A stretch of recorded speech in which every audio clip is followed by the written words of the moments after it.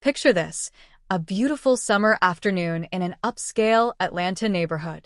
Michael Carter, a former police officer with 15 years of service, is finally living the dream he's worked so hard for. Years of saving, working overtime, and sacrificing every penny have paid off. He's now the proud owner of his dream home. A stunning two-story house with a crystal-clear swimming pool that glistens under the Georgia sun. But his moment of peace? About to be shattered. Reclining in his lounge chair, eyes closed, enjoying the warm summer breeze, Michael is suddenly jolted by the piercing sound of police sirens. Two patrol cars screech to a stop right in front of his house. Officers, hands resting on their holsters, approach his fence. "Sir, we've received a report of a suspicious individual trespassing in this pool area."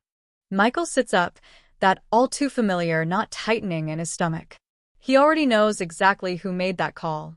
Through the corner of his eye, he catches a glimpse of his neighbor, Karen Thompson, peeking through her curtains, a smug smile on her face. This isn't the first time she's pulled something like this. And little does she know, it's about to be her last. Let's take a step back. 2 months earlier, Michael had just moved into his new home, a milestone that was more than just property ownership.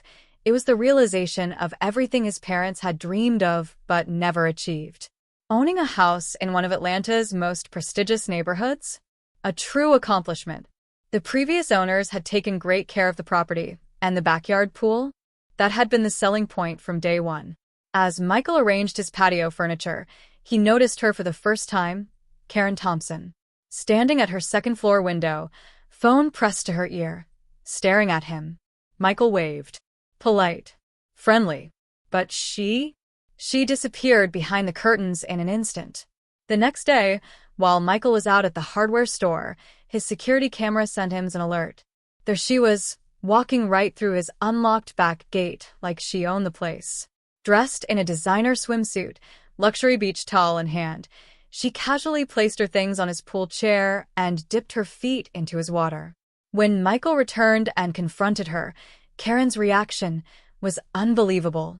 "Oh," she gasped, placing a hand on her chest in feigned surprise. "I thought you were the new pool maintenance guy. The previous owners always let me use their pool."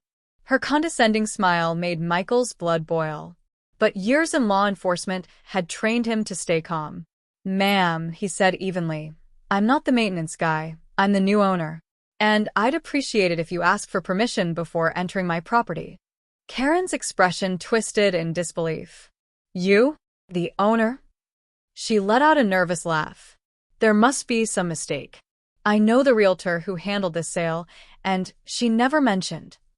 She waved her hand vaguely at him, leaving the ugly implication hanging in the air. Michael didn't flinch. "No mistake, Mrs. Thompson. This is my home. And you're trespassing. Please leave." Karen gathered her things, muttering under her breath as she walked away. "We'll see about that." It wasn't a threat. It was a promise. And over the next few weeks, Karen made good on that promise. Her behavior escalated from annoying to outrageous. One Saturday morning, Michael woke up to the sound of voices and splashing. Looking out his window, he couldn't believe his eyes. Karen had brought 4 of her friends over for a pool party in his backyard. "All of you need to leave. Now." Michael's voice was firm as he stepped onto the patio. "Oh, don't be so difficult." Karen waved a dismissive hand. "We're just having a little fun. Besides, this pool barely gets used." Her friends looked mortified. "She told us she had permission," one woman whispered, hurriedly gathering her things. Michael, keeping his composure, issued one final warning. "Mrs. Thompson, the next time you trespass, I'm calling the police." Karen sneered. "Go ahead. I know everyone at the precinct. My husband plays golf with Captain Richards." That was the last straw. That afternoon, Michael installed security cameras, because if there was one thing he learned in law enforcement, it was to document everything. Within days, the cameras captured everything. Karen testing his gate, peering through his windows, even trying to use an old key, likely copied from the previous owners. Then came the final straw.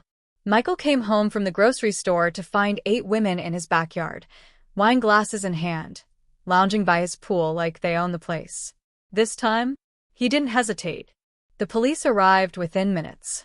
Officers Davis and Martinez, his former colleagues. "Mike, long time no see," Davis greeted, then noticed the situation. His expression shifted. "Oh, it's this kind of call." Karen immediately turned on the waterworks. "Officers, thank goodness you're here. This man is harassing us. We've always had pool privileges, and now he's being completely unreasonable."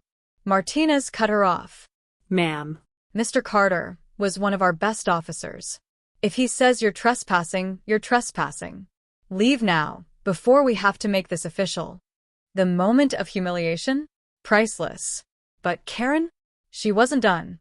Suddenly, mysterious, concerned neighbors flooded the community Facebook page with posts about suspicious activity at Michael's house. His morning newspaper went missing. Anonymous HOA complaints rolled in about his unkempt yard, despite his lawn being perfectly maintained. Michael had dealt with criminals for 15 years. This was amateur hour. His cameras captured everything. Karen stealing his newspaper at 6 a.m., photographing his house at odd hours, even sneaking into his yard at night to sprinkle plant killer on his prized roses. Then came the HOA meeting. Karen, standing before the board, made her final move. "I'm concerned about property values," she said, shooting a side glance at Michael. "Some recent changes in the neighborhood have made potential buyers uncomfortable." Michael calmly stood up, pulled out his phone. "Interesting," he said. "Speaking of property values, would you like to explain this footage?" With the entire HOA watching, he pressed play. Crystal clear video of Karen caught red-handed, vandalizing his garden. The silence? Deafening. Karen's face went pale. She opened her mouth, then closed it. And that's when Michael decided if she wanted to play games with his pool, maybe it was time to give her exactly what she wanted. With a twist. And what happened next? Let's just say karma came with a splash.